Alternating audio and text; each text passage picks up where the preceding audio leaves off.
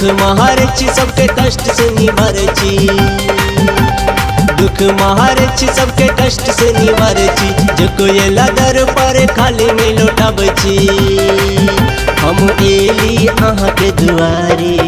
माँ उचट भवानी अहाँ जग कल्याणी। दुख महारची सबके कष्ट से निवारची, जेके वेला दर पर खाली नहीं लौटावची। हम एली अहाँ के दुआरे, माँ उचट भवानी अहाँ जग कल्याणी।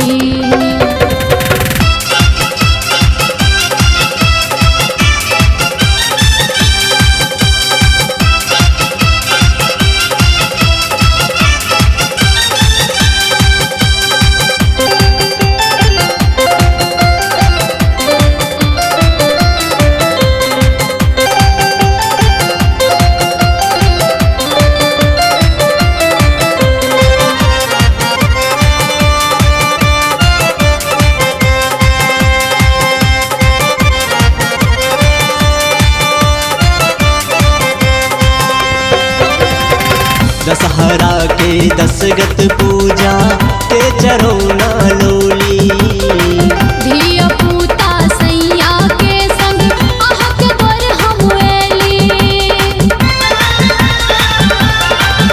माँ दशहरा के दशगत पूजा के चरौना लोली।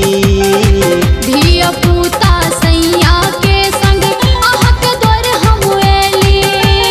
दुख हरिणी दुर्गा माँ, दुख हरिणी दुर्गा माँ, बोलू ना के बारी। माँ उचट भवानी अहाँ जग कल्याणी। माँ उचट भवानी अहाँ जग कल्याणी।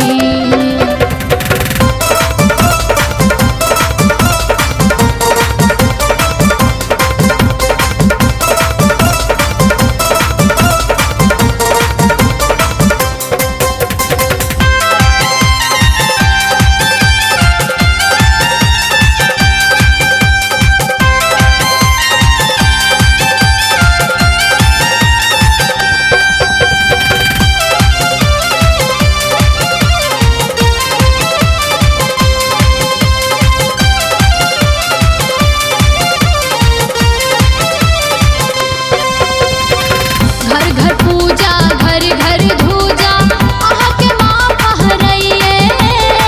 मिथिला के नर नारी मैया अहाँ के नाम जपैया। घर घर पूजा घर घर धूजा अहाँ के माँ पहरइए। मिथिला के नर नारी मैया अहाँ के नाम जपैया। अहाँ के कृपा से लाभ किसन संग, अहाँ के कृपा से लाभ किसन संग, मिलल जीवन साथी। माँ उचट भवानी अहाँ जग कल्याणी। हे माँ उचट भवानी अहाँ जग कल्याणी।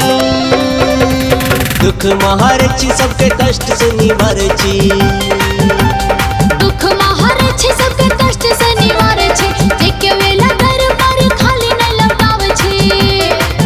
हम एली अहाँ के दुआरे, माँ उचट भवानी अहाँ जग कल्याणी। माँ उचट भवानी।